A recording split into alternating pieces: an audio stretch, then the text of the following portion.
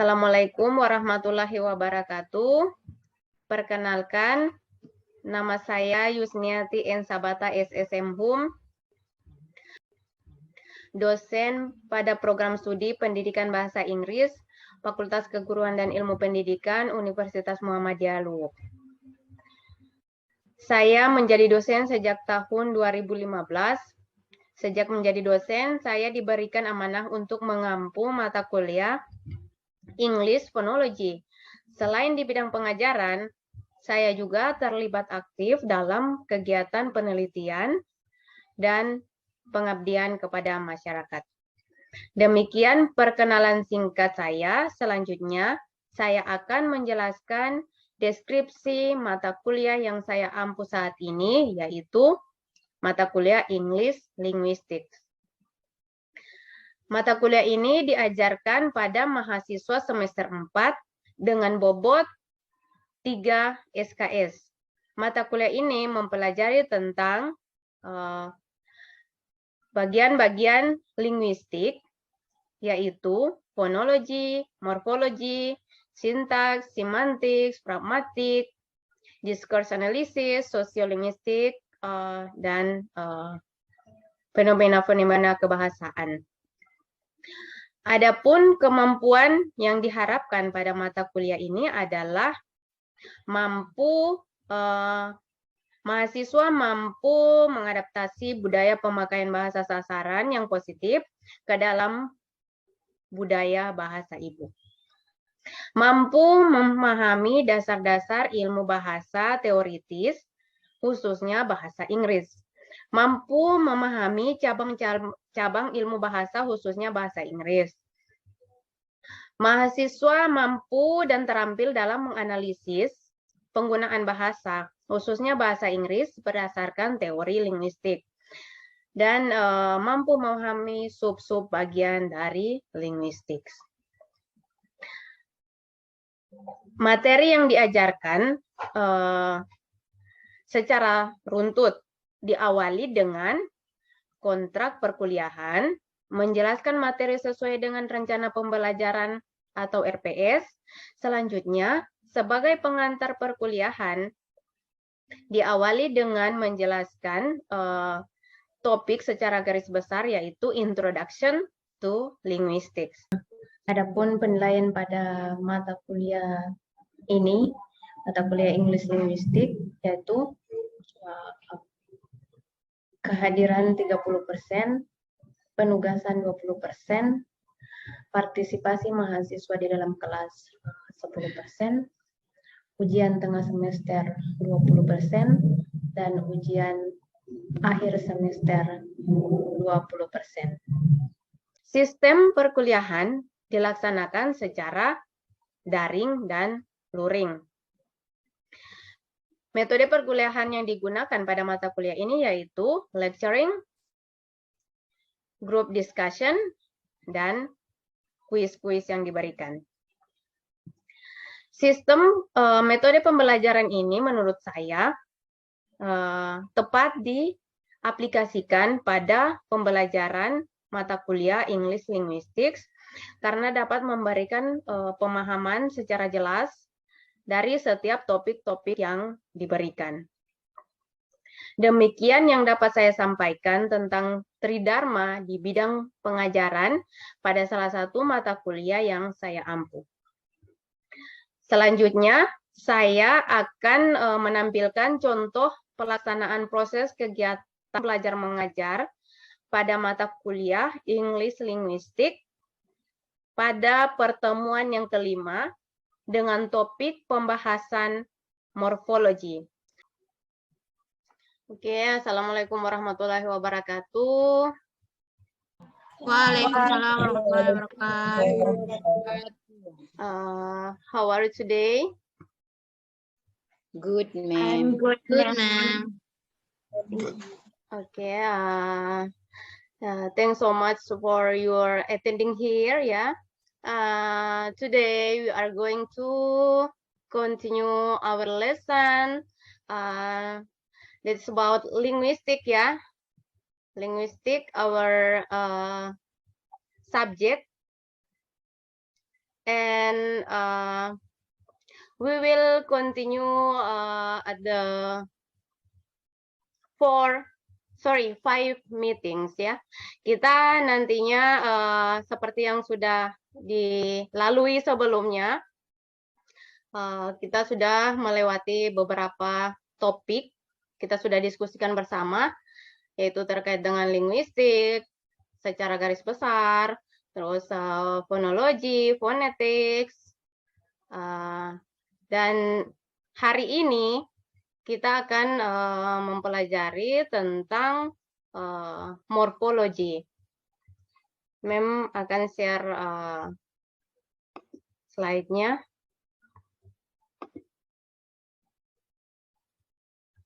Sorry.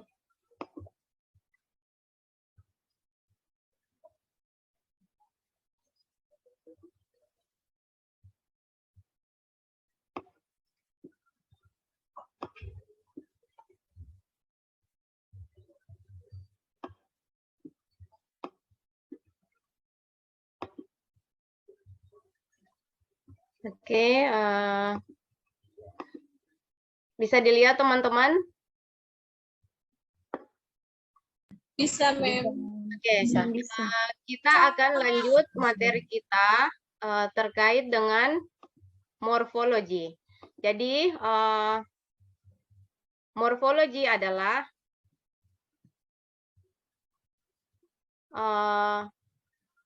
morphology is the study of the structure of words. It deals with the internal structure of words. Itu menurut Matteo ya.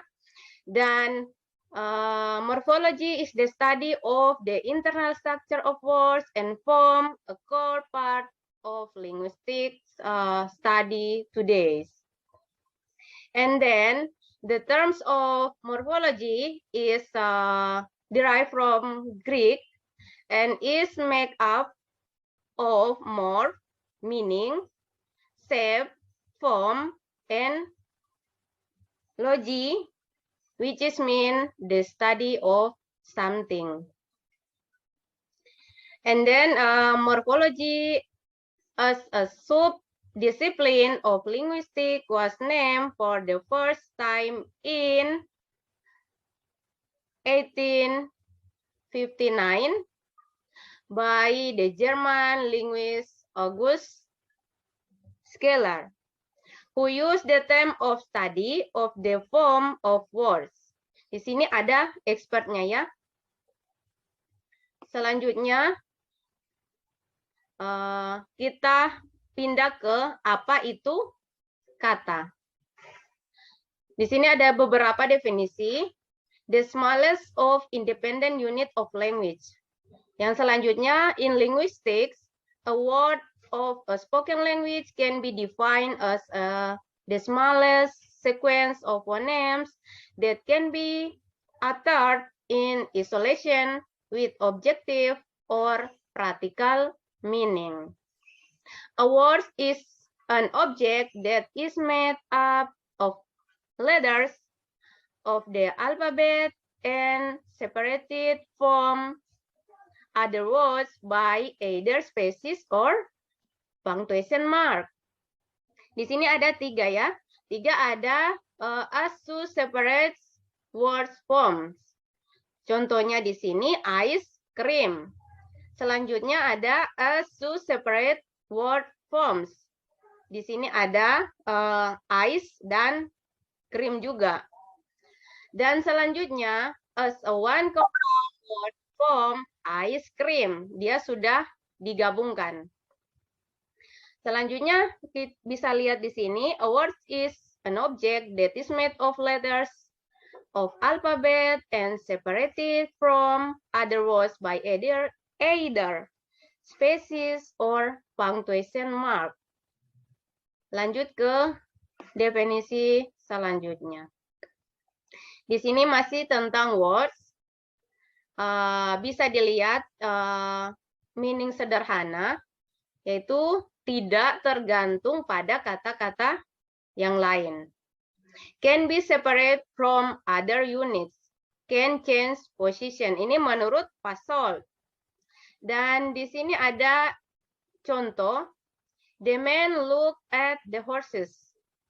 S is plural marker dependent on the noun horse to receive meaning. Horses is a word can occur in other position or stand on its own. Artinya dia bisa berdiri sendiri.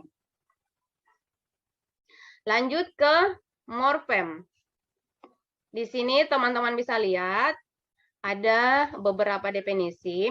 Morfem, the building block of morphology. Word have internal structure built of even smaller pieces. Di sini ada simple word, ada complex words.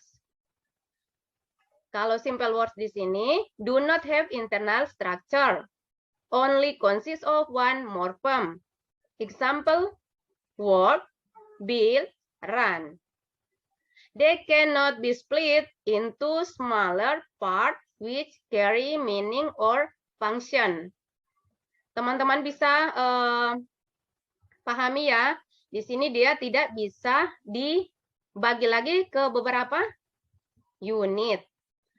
Selanjutnya, complex word have internal structure consist of two or more morphemes. Example, worker, ada affix R, added to the root verb to form a noun.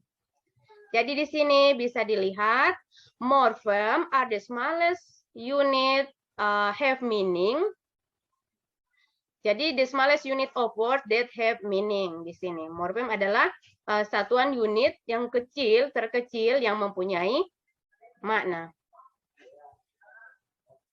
Selanjutnya kita pindah.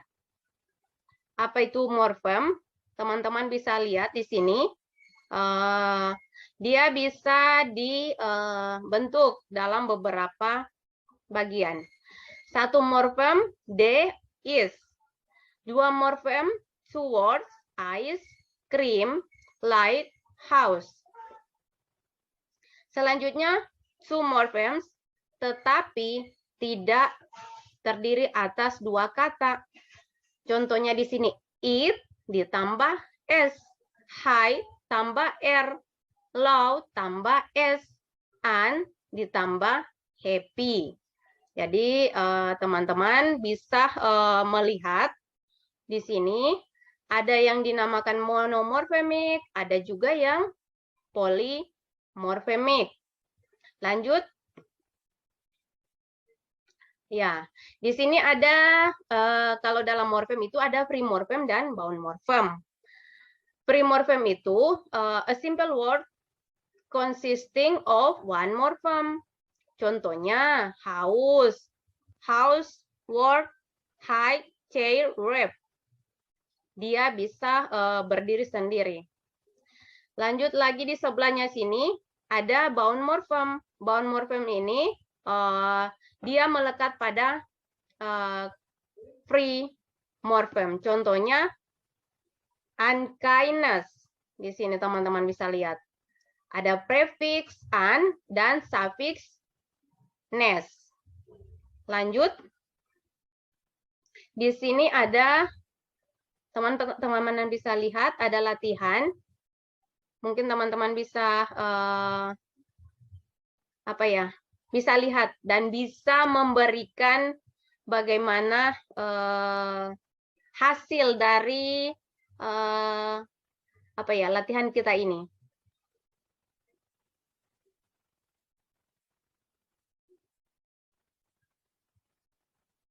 Bisa dilihat bagaimana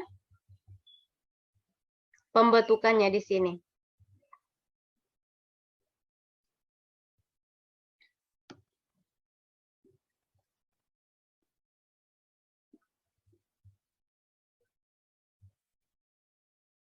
Ada analyze the following words, splitting them into their individual morphem. Ada contoh di sini. Sudah ada, teman-teman bisa lihat? Bisa, Mem. Coba berikan yang kedua. Di sini ada salah ketik.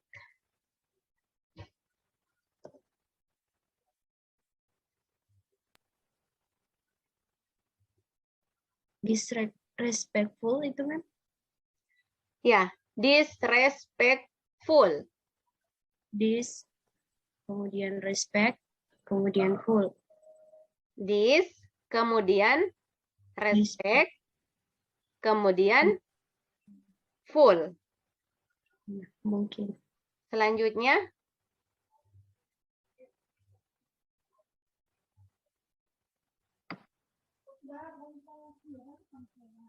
yang kedua,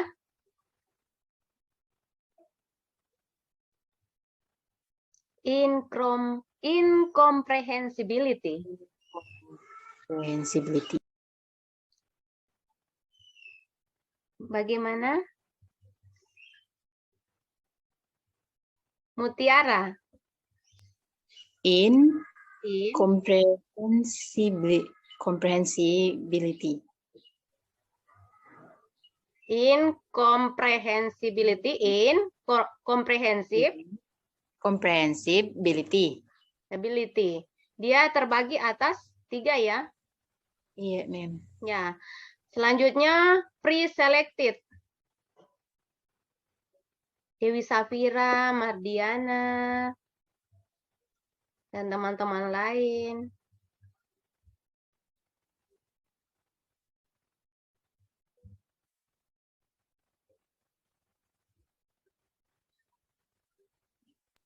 Saya, Mem. Oke. Jadi pre-select baru tit. Pre-select baru tit. Ya. Ada berapa? 3 ya. 3, Mem. Oke, yang selanjutnya.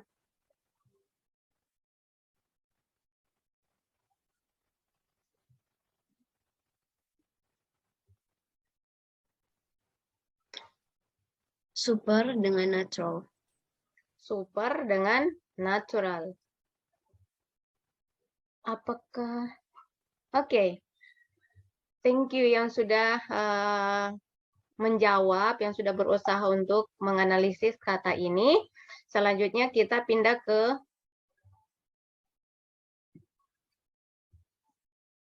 slide selanjutnya. Teman-teman bisa lihat? Masih dilihat?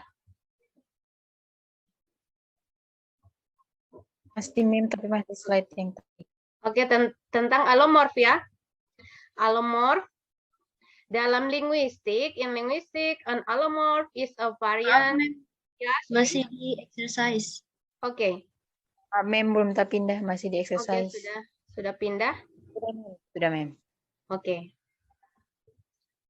Jadi in a linguist, an allomorph is a variant phonetic form of a morpheme or a unit of meaning that is varies in sound and spelling without changing the meaning.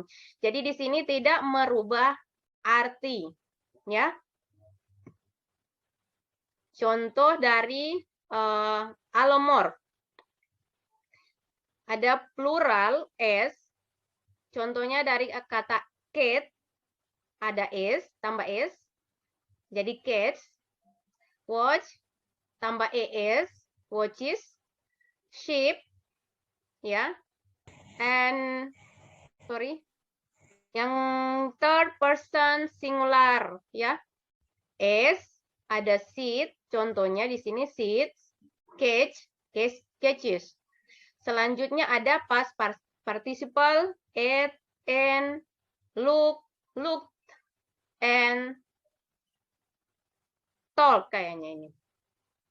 And then negation for morpheme in, kept, able, im, polite, unbelievable. Dia tetap mempunyai arti yang sama.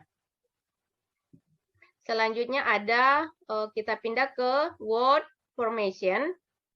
Word formation ini adalah, as will be clear from the above description, one major part of morphology has to play in linguistics is to try and explain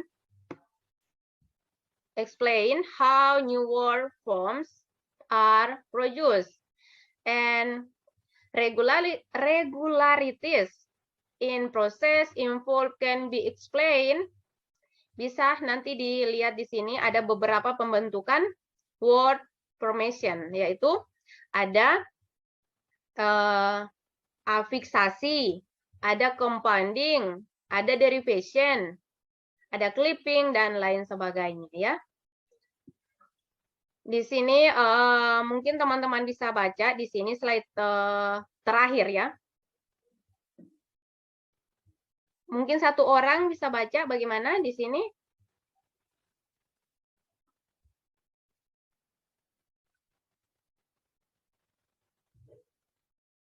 Slide yang terakhir.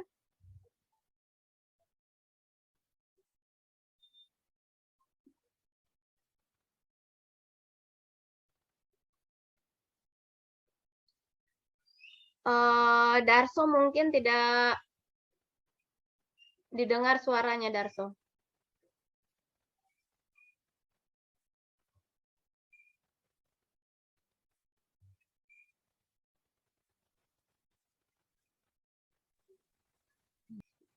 Dibaca semua ini, Ma'am? Mungkin bisa dibagi. Yang pertama, Darso. Yang kedua itu Gafri mungkin bisa. Wow. Oke.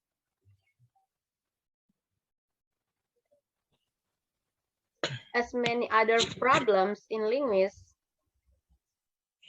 Okay, ma'am. Okay. Okay. As with so many other problems in linguistics, a fixation may be seen from two different angles, that of reception or interpretation, and that of production or productivity. Production or productivity. Production or productivity. We'll begin by investigation the former and then move on to the latter. Oke. Terima kasih ya. Jadi nanti teman-teman bisa lihat sendiri sebentar. Dan slide terakhir itu adalah ini. Silakan dilihat. Sudah dilihat semua? Yes. Ya. Yes. Oke, silakan.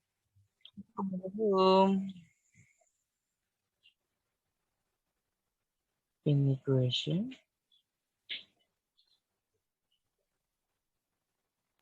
Mime Mardiana. Oke, Mardiana, silakan. Okay, I have a question. So my question is, give example about allomorphs. Thank you, Allomorph. ma'am. Oke, tentang allomorph ya. Tadi kita sudah lihat sama-sama pembentukan allomorph ya. Allomorph itu teman-teman bisa ketahui bahwa dia tidak mengubah makna ya. Tidak mengubah makna. Contohnya, contoh kata cair. Kalau misalkan kita tambah s, dia tetap noun ya. Tetap noun dan terdiri atas dua morfem ya. Di sini pembentukan ada gabungan antara kata dan ada prefix and suffix ya di situ. Dan ada lagi, terima kasih Mardiana. Me, ma'am. Oke, Nur Safira Hasanuddin. May you explain again a little about bound morphem and free morphem? Because Bound morphem and free morphem. I still confused about Yeah. to determine the difference between both of them. Jadi free morphem ya. Free morphem itu untuk lebih singkatnya, simpelnya, free morphem can stand alone. Kata yang bisa berdiri sendiri ya. Kalau bound morphem itu dia tidak bisa, kata yang tidak bisa berdiri sendiri, harus melekat dengan kata lain. Contohnya seperti book, ya, book buku. Ketika banyak buku, books, tetap dia mempunyai makna buku, tetapi kalau S dipisah, maka S dia tidak bisa berdiri sendiri atau tidak punya makna. Bisa dipahami, teman-teman? Bisa. Sempat ada yang bisa kasih contoh, coba? Dewi Safira atau siapa?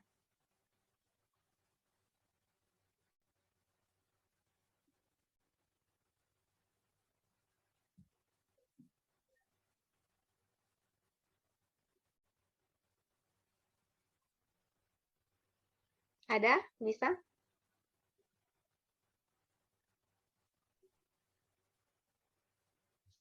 Yang apa, Mem? Yang bound morphem? Free morphem dan bound morphem.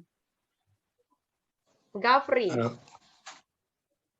Kalau free morphem itu yang seperti tadi, book, jadi dia ada arti sendiri tanpa ditambah embel-embel di muka ataupun di akhir.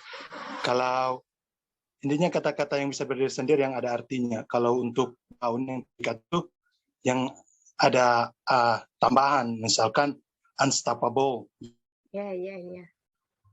Oke. Baik, good. Terima kasih ya. Dan ada lagi pertanyaan? The last question maybe? Because...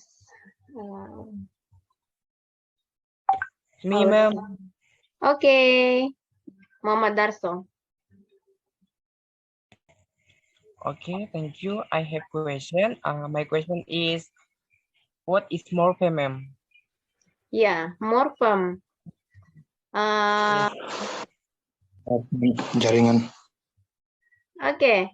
Morphem itu, teman-teman kan tadi Mem sudah contohkan tentang bound morphem dan free morphem. Ada juga tentang allomorph. Singkatnya di sini, morphem adalah the smallest unit of words that have meaning. Adalah satuan terkecil dalam bahasa ya, yang mempunyai arti. Mungkin bisa dipahami teman-teman? Bisa, Mem. Oke. Bisa, ma'am. Oke, terima kasih. Insya Allah kita akan lanjut pada pertemuan berikutnya. Terima kasih atas partisipasinya hari ini. Semoga kita diberikan kesehatan untuk bisa bertemu di pertemuan selanjutnya. Terima kasih yang sudah bertanya, terima kasih yang sudah hadir ya, menyempatkan diri untuk mengikuti perkuliahan kita. Dan akhir kata, Assalamualaikum warahmatullahi wabarakatuh. Waalaikumsalam Waalaikumsalam warahmatullahi wabarakatuh.